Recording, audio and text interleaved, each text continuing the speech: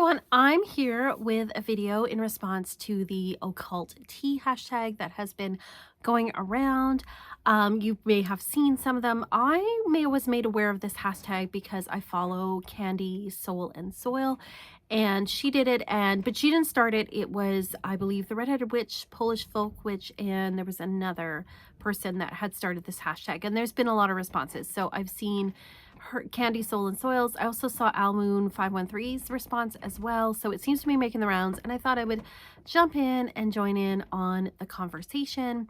If you are new here, welcome to my channel, and if you are returning, welcome back. Thank you for joining me here again. So they had like a whole bunch of questions, and I think they're kind of really good jumping off points for talking about social media and how it affects witchcraft or how it's affected your practice, as well as, you know, some of the other conversations around things like grifters and censorship, and just, you know, some of those issues that have come up, you know, in the social media witchcraft kind of community. So I have my little questions written down here, and let's get into it. So first off, it says, what is my personal reasoning behind my showing my practice online or sharing it online? Oh, I think first I'm supposed to introduce myself. So I'm Lou, also known as the Rocker Witch, and reason for that is because as you can see here, all my posters and stuff, I am very into 80s heavy metal. It's kind of my thing. And, you know, there's a lot of witches out there who are like sea witches or green witches or like the dark academia witches, and that's all fine, but that is not me. And this is who I am. So that's why I have that little moniker. And I've been doing this for a long time. Like, I started this channel back in 2013, but it started off as kind of like a goth alternative type channel. And then I think in about 2014, 2015, like, it quickly switched over to talking more about things like tarot and astrology and witchcraft. So I've been sharing some of that online for a while. I also had a blog back in 2010. And so I've been sharing in the online witchcraft space for, I guess, a really long time, like almost 15 years. So I've seen a lot of things come and go. So that gives me a bit of perspective on it. I've also been practicing witchcraft since the very early 90s. So that gives me like, oh my God, like 3 decades and some odd years of being a part of this community in one form or another. So yeah, that's how long I've been around. So what is my personal reasons behind sharing my practice online? Basically just to share with others. I saw other people sharing their practice, and I wanted to share too, being part of the community and involved in the community. And if I can, you know, help others or educate or inspire others in some way, or even just spark a conversation, then I think that's a really good thing. So that's why I'm here. What am I looking to achieve by participating? I don't know if I'm necessarily looking to achieve anything other than participation in the community. I love being part of this online community. I think that there are so many wonderful people that I've met online, and been able to share with others. I now have, like, a few years ago, I started Patreon, and I also have like a tarot business, and so it does, you know, help with my tarot and astrology business too. But my main point isn't like is to share and to be a part of this community and to meet others in the community. So that's kind of my reason for being here, what I'm hoping to achieve. And I think too, like, a lot of us may not live in places where we know people in person who practice. So being able to share and see that there's other people online around the world doing this, I think can be really helpful for people. So how do I believe social media has impacted the community? I think it's been a huge impact. Like, when I started back way back in, like, I was in like high school, way back in like the very early 90s, like 1990. It was like there's no online, right? You had to like find a book in like a bookstore somewhere, or an obscure book. You had to hunt things down. You had to hunt down books.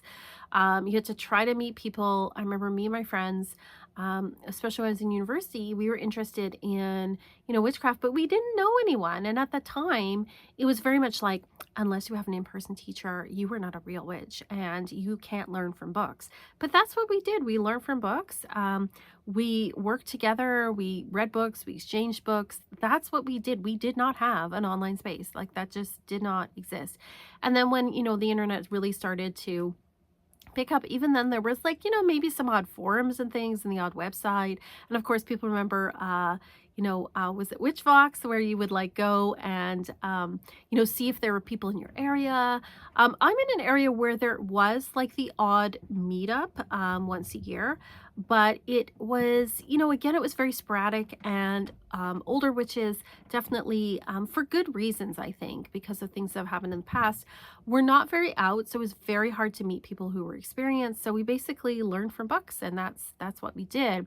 And it wasn't until a lot later, like as an, much older, like adult, that, there started to even be this online space. So, it's watching it change and grow has been very interesting. And I'm very glad in some ways I am the age I am, because I developed, at least initially developed my practice, not online. There was no TikToks, I had to like, figure things out from books and myself and experience and talking to others and stuff. So, bit of a different experience than I think most of the people here online.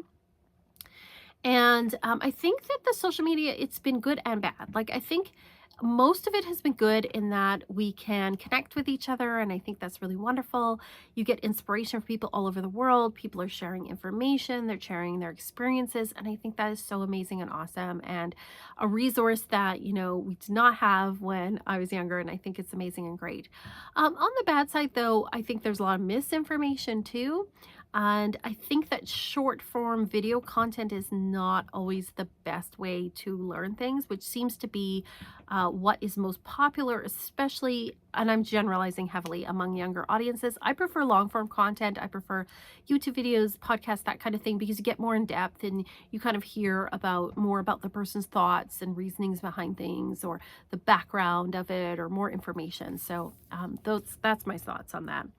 So how do you think platforms like TikTok, Instagram, YouTube have, I can't always read my writing because it's messy, have inspired or educated? So I think like platforms like TikTok and Instagram have, in some ways, okay, so one of the good things, I guess, about it is it does get people interested in it. So people might see something and be curious about it and hopefully look up some more things. The bad side about it is that those short little videos cannot give you a whole lot of information or context. And there is a lot of misinformation out there. And also, when there is no context for something, you just see like a very quick spell.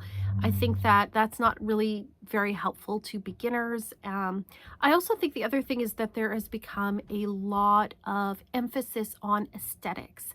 Like the more beautiful, the prettier that your witchcraft setup looks like, people go, oh, well, that like it's more attractive, obviously. And don't get me wrong, there is nothing wrong with having beautiful aesthetic backgrounds or a beautiful aesthetic altar. I think that is fine.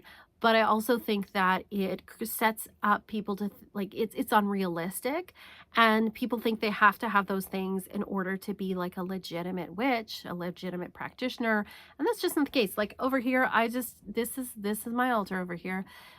It's not fancy or pretty. It just is what it is, but it works, and that's okay. But I think because I'm older, and also because I at least initially developed my practice without social media at all for the first 20 years. It grew and developed on its own, and I don't feel like I have to compete with that. I don't feel like I have to make it look like that, because my witchcraft still works whether or not it looks fancy on Instagram, right? So I think that one of the bad things is people think it has to look like that. It has to be pretty. It has to, fit a certain aesthetic. Like right now, that sort of very folk witch, dark academia kind of look, is very, very popular right now. Very dark, very spooky, very moody. And hey, I love those things too, right? I love a good moody, gothy, dark thing. But it doesn't have to look that way. And I have to warn people that sometimes that stuff is staged, right? Like it's not their actual workings. And for some people, it is just aesthetics. Like it really is just the way that it looks. It's not really about their practice. So I just caution people to always take it with a grain of salt. At the same time, just because something looks pretty doesn't mean that it's not real either, right? So just, take that with a grain of salt. Just see it for what it is. So that's what I think about that. I think YouTube, like I said, YouTube, podcasts, books. I prefer longer form content because you get more context, you get for more information, and there's nothing wrong with like a pretty video, right? But I think some of the problem is that's all people are getting, and that's what people think it has to look like, and they think they have to buy all these things, and they just don't. Is witchcraft causing content to become a substitute for practice? Oh, okay. I'm reading this wrong. Okay. So is, consuming content become a substitute for practicing in witchcraft? Maybe for some people, I guess. I definitely consume content. I consume YouTube, podcasts, books, like I said, that's content, but it isn't a substitution for doing the actual work. I think it could be an addition to. I think it's definitely like enhances, inspires me, educates me, all that stuff. But for me, it's not a substitute, but I could see how for some people it might be. They might feel like, oh, like I read a witchcraft book and, I watched some YouTube videos today and they feel like that's a substitute for their actual practice. And I think for some people, they feel like when they look, especially if somebody's craft looks very aesthetically perfect or very attractive, they feel like in order to be a real witch, they have to have that too. And if they can't afford that or they don't have access to that, they might feel like they can't practice. And it's just not true. It doesn't have to look like that. But I think that is one of the traps of, consuming content, especially when you're newer and you're faced with these things. How much of what I share on social media is staged versus reality? None of this is staged. I'm in my basement. This is my little corner that I have for me in my little home that I share with others. And so I have like some books over there. I don't want to show you this because I'm embarrassed of how messy it is. But this is my real altar. This is what things look like. This is my little corner of the world here is not staged. This is what it is. And then when I do the top down stuff, there's like a table over there. And I put down a black cloth just to, make it look a little better. But that is the way it looks. It's the way I read for people. If you've got a reading for me, that's where it happened. It is what it is. This is the way I look. Like this is the way I dress every day. What you see is what you get over here. It's not perfectly staged and beautiful. And you know what? I think there's a couple of factors with that. And there's, again, nothing wrong with beautiful aesthetic videos or Instagram reels or whatever. I like those too. But I think we have to remember that if you do not have the time or the money, it's unrealistic sometimes to expect yourself to have this like, beautiful, perfect aesthetic, sort of social media presence, right? So in order to make those beautiful, perfect kind of, staged videos or whatever, you gotta have money to do that and you gotta have time. And a lot of us are really short on that kind of stuff right now. And it's a lot of effort. And quite frankly, what you see is just what you get here. This is the way it is. So I don't know. I'm a Leo. I'm very like, this is me and you see what you get, right? So no staging here. That's for sure. Do you think that there is an element of censorship in online spaces? Yes, of course there is. And I think that's true of any space, not just a witchcraft community, but I will speak specifically to kind of like the witchcraft and tarot community. And I think that there is a lot of censorship when it comes especially to political points of view that don't match up with what either people think the majority in the space is or the loudest voices in the room. And so the people who have the biggest platforms and have the most views and stuff, if they have a very particular point of view and other people don't match up with them, there can be there can be silencing, there can be shaming. There has been lately, I've noticed, shaming going on in the community of like, if you don't agree with this, if you don't stand up for this thing, if you don't do that, you're not a real witch. And that I think is unhelpful. And I think that it shuts down conversation. I think that I think it's a very negative thing. And I just see this again. I'm not just picking on the witchcraft community though, because I see this in other communities I'm in where there are people who are extremely vocal that if you do not agree with their point of view, they will try to shut you down. They will try to go after you. And I mean, I don't think, I feel like the people out in the witchcraft community not necessarily like go after people. I would hope not. But there is this like trying to shame people into agreeing with others. And I think that that is really like really negative and unhelpful. And in fact, it makes me lose respect for those people because they are perfectly free to have their opinions and have their point of view, of course. No issue with that whatsoever. It is more the shaming of others that I have an issue with. And I think that's really problematic. I think that we have to each, you know, um, be able to speak our truth. And, it doesn't mean that people aren't going to disagree or criticize or whatever. I mean, that is fine too. But if you're trying to shame people and if you're coming out of the gate with your point of view and shaming people and saying, if you don't agree with me, then you're not a real witch. I lose respect for that. And I think that's part of like trying to censor others, trying to get others to get into line with their particular point of view. And I find that to be like a concerning thing that's happening in our community, but I also think it is a thing that's happening in communities at large right now, and part of that political polarization that is happening, where it is very much about extremes right now. When most people, if you talk to them one-on-one, are actually kind of in the middle or not so extreme. But again, extremists always have like extremely loud voices and want everyone else to be quiet so that they can be the only voice in the room. So that's my little rant about that, about what I think about that stuff. What tool? Okay, what else do we have here? Have you encountered grifters in our community? Okay, yes, I have. I think we've all encountered grifters, right? In the form of like those weird messages where it's like, dear beloved, I feel that I need to give you a reading, your departed grandmother. Like these weird, like they're trying to like sell you reading and they'll pretend to be someone they're not. And I had somebody on TikTok pretend to be me. It was the weirdest, most awful feeling. And TikTok is terrible about like trying to report these to them. Luckily, I hope nobody gave this person money.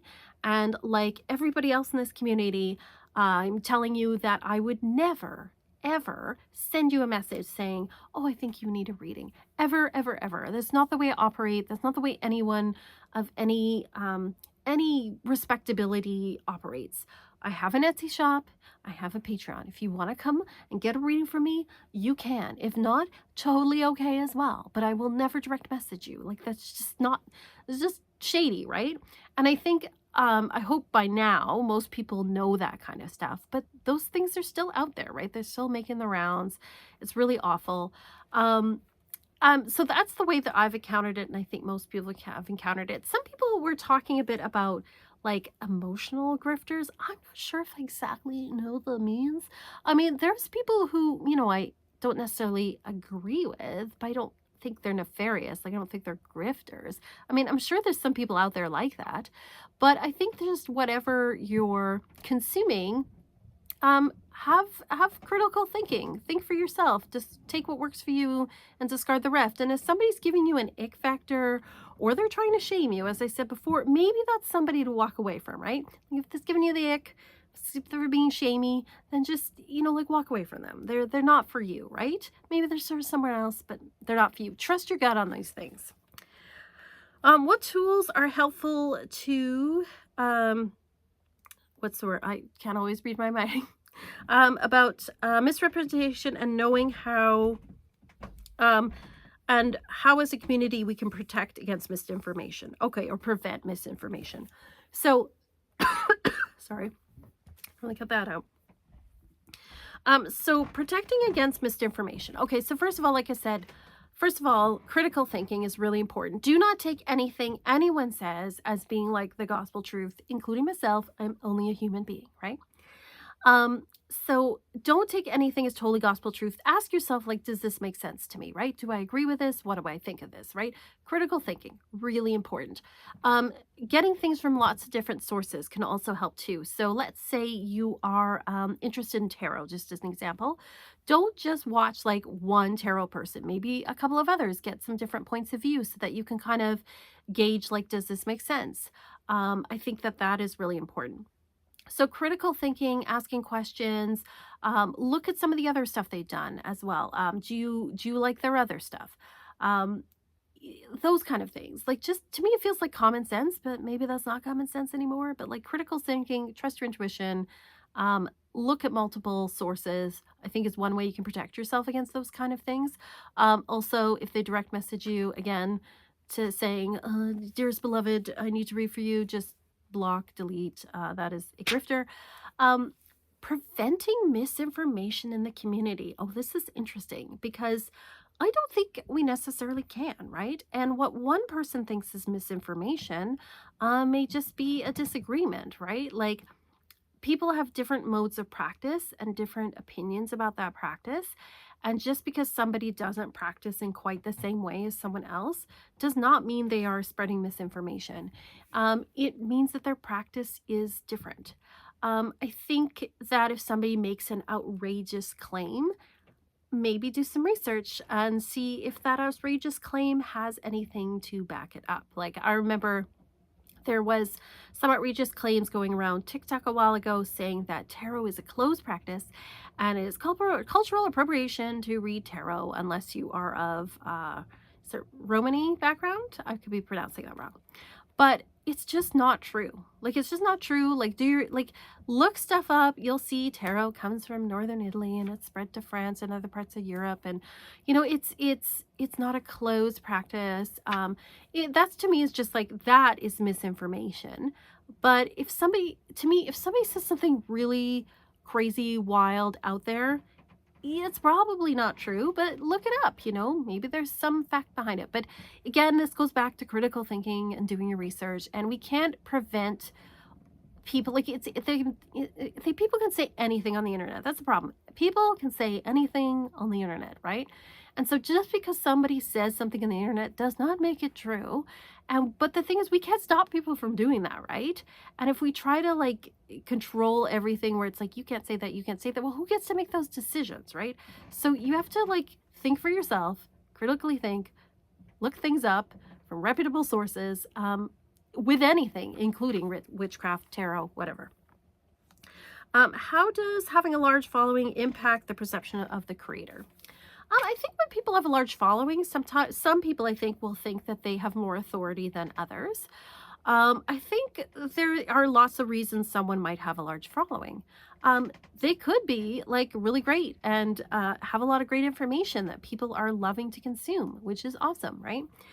It could also just be that their channel is very aesthetic. It's very beautiful to look at. And I also watch channels that are aesthetic and beautiful to look at. So no shade there either. I think too, sometimes, people will see popularity kind of feeds on itself, right? Like, so people see, oh, lots of people follow this person, they must be good, so they follow, and then more people, like, it just kind of builds on itself sometimes. Just because somebody has a large following does not mean they know what they're talking about. It also doesn't mean they don't. So again, don't try not to let a number sway you. There are lots of people I watch. Some people have very large followings I watch, and some people have less followers than I do, and I'm a small potato. Um, to me, it's more about, like, do I like this person's content? Do I like what they're saying here? Do I resonate with this?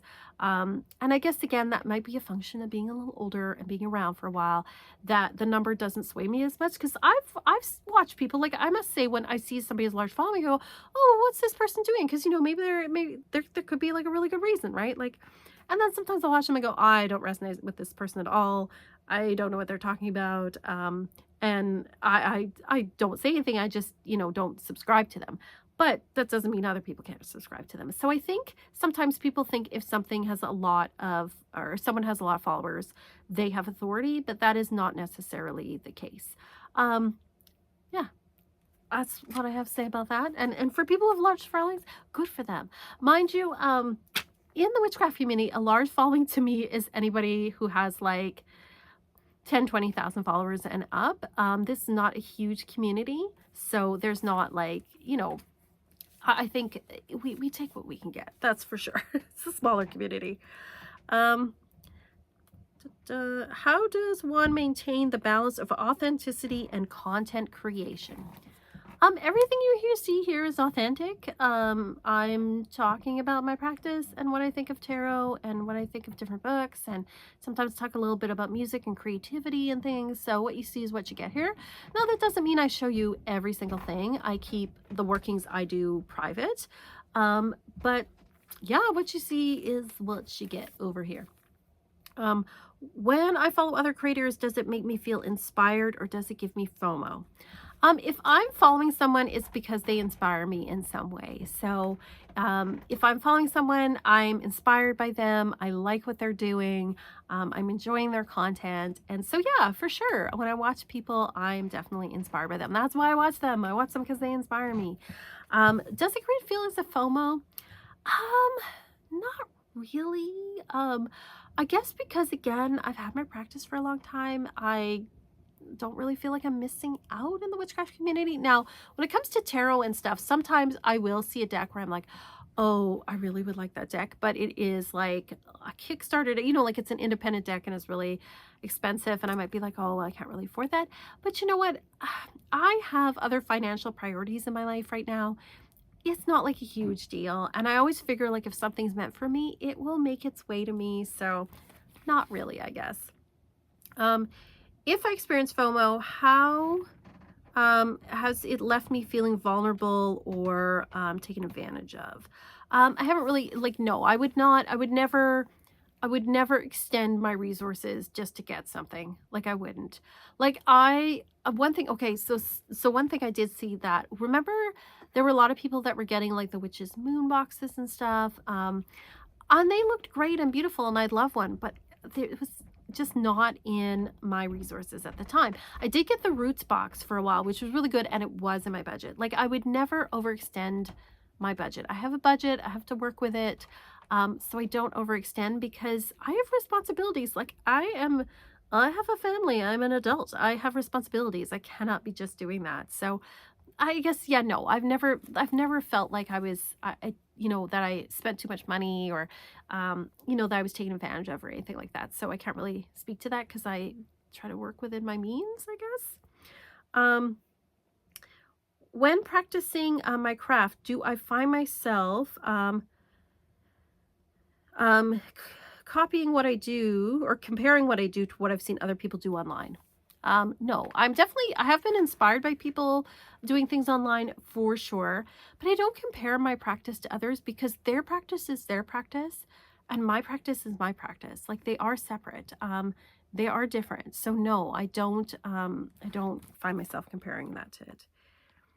Do I consider online community as equally valid to in-person community? Yes, definitely do. They're just as valuable. In fact, I really love the online community. I think, I've met online so many wonderful people and made friends, and it's just amazing.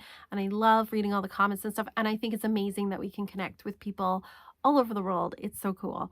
I also feel like, I have a Patreon and I really appreciate the community there. And it's been really wonderful, as I know many other creators have too. So really lovely.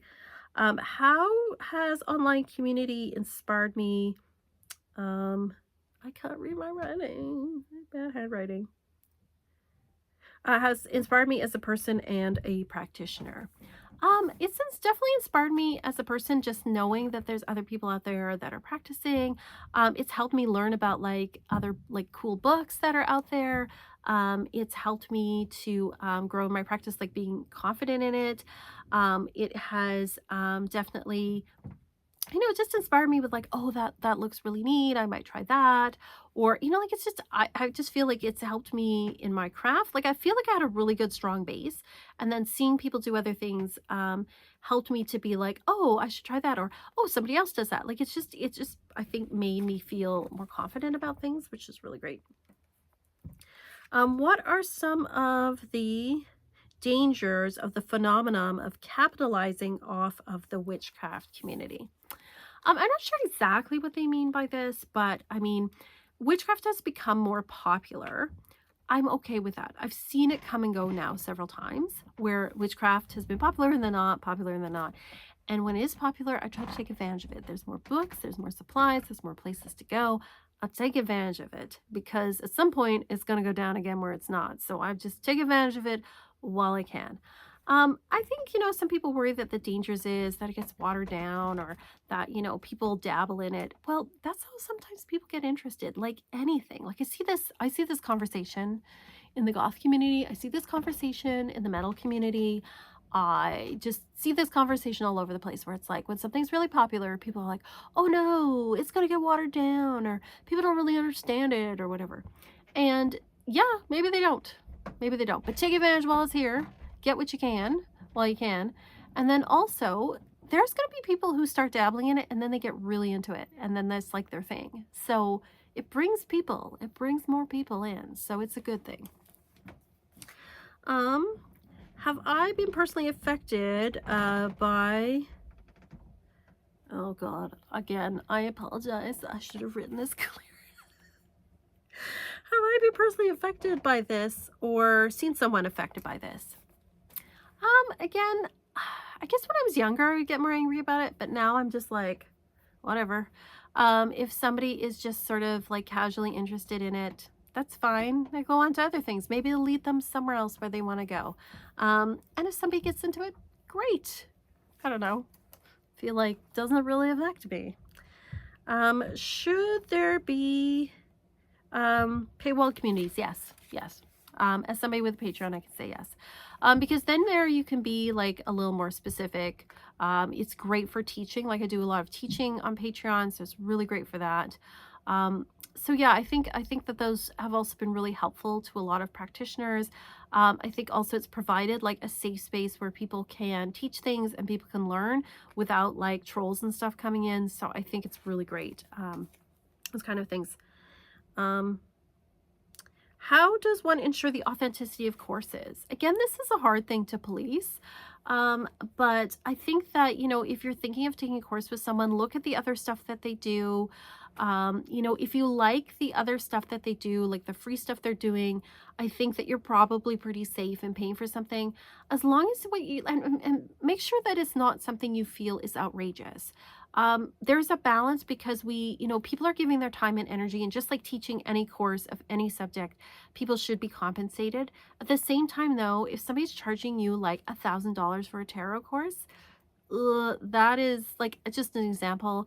I'd want to know, like, the bigger the investment, you want to be more sure what the heck you're learning in that course, right? So look at that, look at how much they're charging, and look at, do you like their other stuff?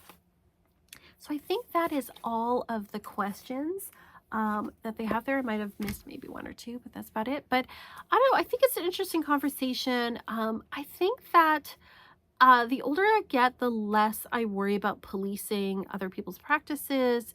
The less I worry about, does my practice look like someone else's practice? The less FOMO I have. Don't have like imposter syndrome where I feel like, oh, am I fake or whatever. I guess just because I've been doing it so long, I think that sort of, as you get older and you get more confident, that kind of goes away. You don't worry about that so much, at least in my experience and talking to others, in my age group. I think it's an interesting conversation. I don't think like it's one of the things with, online community and internet is one of the wonderful things is that anybody with an iPhone or a camera can record themselves and share and upload content. And that is really wonderful and amazing and inspiring. At the same time, because anybody can make anything, you got to sift through a lot of stuff, right? So it's really, I think, comes down to what resonates with you. Um, does it make sense to you? Keep your critical thinking hat on for sure. Listen to your gut. If somebody's giving you the ick factor, walk away from that. If somebody's shaming people, walk away from that. Like, just trust yourself, trust your gut on things. Look at lots of different sources and resources, and you should be okay. And it's a practice, right? It's like, it's a journey. There's not like a perfect ending point. We're all on this journey together. So thank you so much for watching. Thank you for being here, and for, share your thoughts. Again, I'm always like, even people disagree with me, as long as it's respectful, that's totally cool. um I do delete things that are like abusive, or like those weird messages you'll get from with Bible verses. I don't get tons of those. I must admit, I don't get a ton of bad comments, which is great. But I do delete and block those people, because nobody needs that. I don't have the energy all the time, quite frankly. But anyway, share your thoughts. I've watched some other people's videos too. It's been really interesting seeing people's experiences, hearing about them and their thoughts. It's been great. Thank you so much for watching and being here. If you want to check out my Patreon and Etsy, you can, down in the links below. I got to do the little plug. But otherwise, just thanks for being here. I appreciate it. And as always, peace and love.